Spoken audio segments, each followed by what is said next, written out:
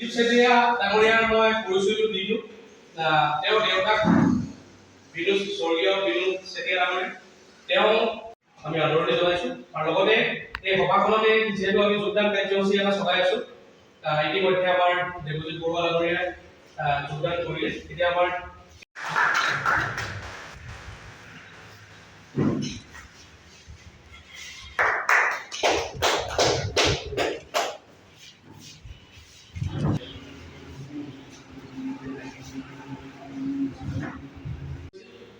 আৰু তেওঁৰ পৰিয়াল সদায় আমাৰ লগত আছিল, যদিও কিবা আমাৰ লগত যিটো যুগসূত্ৰ হ'ব লাগিছিল, যিদৰে আমি যুগসূত্ৰ তেওঁলোকৰ লগত ৰাখিব লাগিছিল। আমাৰ মাৰ্কেটা ব্লক কংগ্ৰেছৰ আমাৰ জ্যেষ্ঠ অগ্ৰজসকল বন্ধুবৰ্গ, মই যিহেতু আমি পাতলা বুলি কওঁ, পাতলা আৰু ধৰণে সময়খিনি সলনি হোৱাটো বিচাৰিছে।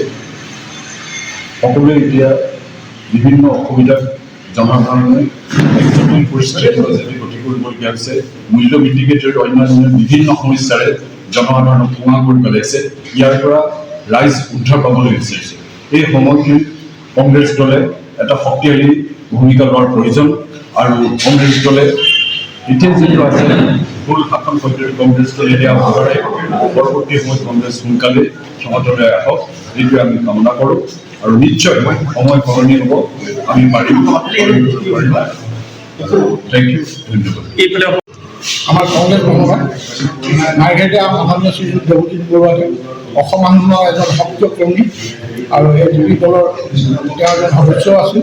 বৰ্তমান তেওঁ আজি কংগ্ৰেছত যোগদান কৰিছে আৰু তেওঁৰ লগতে আমাৰ কংগ্ৰেছ পৰিয়ালৰ স্বৰ্গীয় বিনোদ চেতিয়া দেৱৰ জ্যেষ্ঠ পুত্ৰ শ্ৰী দিলীপ চেতিয়াই আমাৰ কংগ্ৰেছ দলত যোগদান কৰিছে। তেওঁলোকলৈ আমি কংগ্ৰেছ পৰিয়ালৰ আন্তৰিক অভিনন্দন আৰু কৃতজ্ঞতা জ্ঞাপন কৰিছোঁ। আৰু অনাগত দিনত আমি একেলগে মাৰ্ঘেৰিটা কংগ্ৰেছৰ কাৰণে, কংগ্ৰেছৰ উত্থানৰ কাৰণে কাম কৰি যাম।